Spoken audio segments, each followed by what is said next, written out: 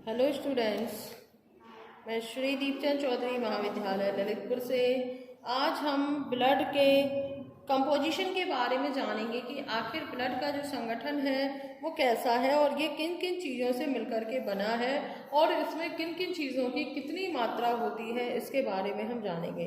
तो सबसे पहले, जैसा कि आप सभी लोग जानते हैं कि ब्लड का जो कलर होता है वो लाल कलर का होता है, यानी रेड कलर का होता है और ये लिक्विड फॉर्म में हमारे बॉडी में जो है उपस्थित होता है। रेयर केसेस में हम गोल्डन कलर का भी ब्लड देखते हैं, लेकिन ऐसा ब्लड लगभग 10-20 लाख लोगों में से एक व्यक्ति का होता है जिसके ब्लड का कलर गोल्डन कलर का होता है, क्योंकि जब कट लगता है तो आप देखते हैं कि उसमें से गोल्डन रंग का द्रव पदार्थ यानी लिक्विड फॉर्म में जो ब्लड निकल रहा होता है। बट लगभग सभी केसेस में हम ये देखते हैं कि जो ब्लड का जो कलर होता है वो रेड कलर का होता है और थोड़ा शाइनी सी यानी चमकीला रंग का जो है होता है।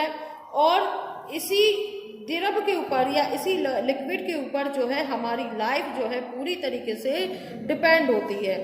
और ये जो है नलिकाओं द्वारा ये जो है एक स्थान से दूसरे स्थान पर बहता है, जिसे हम धमनियां या श्राएं कहते हैं।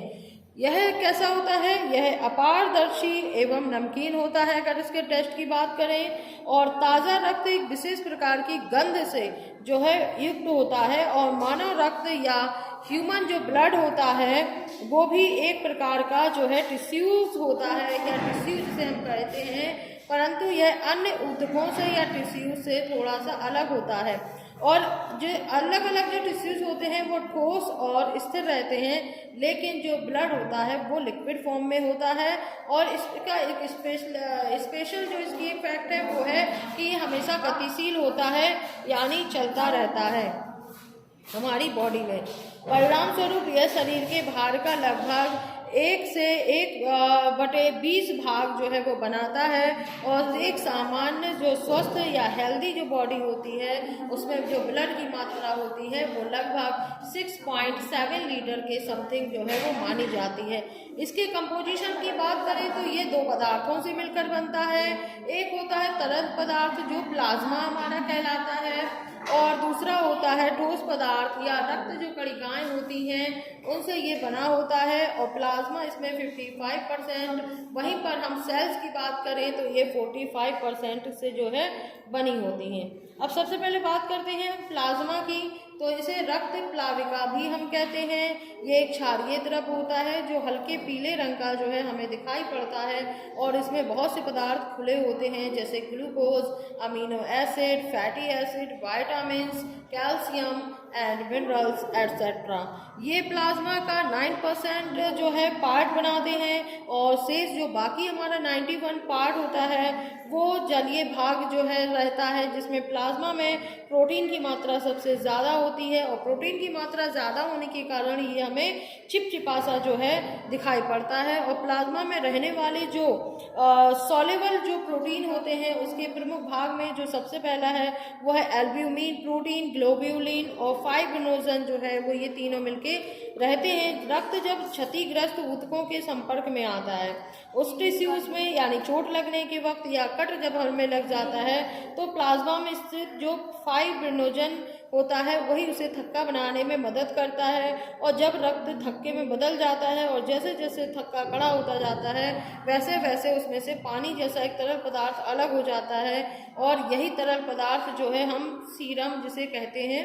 और रक्त प्लाविका में जो है कैल्शियम, सोडियम, मैग्नीशियम, पोटेशियम, ये जो हमारे खनिज लवण होते हैं जिन्हें हम मिनरल्स कहते हैं, आदि धातुओं के कार्बोनेट, क्लोराइड, फास्फेट जो है इनसे उपस्थित रहते हैं। और ये सभी लवण जो है जीवन की एक महत्वपूर्ण विशिष्ट क्रियाओं के लिए अत्यंत आवश्यक जो है माने जाते हैं।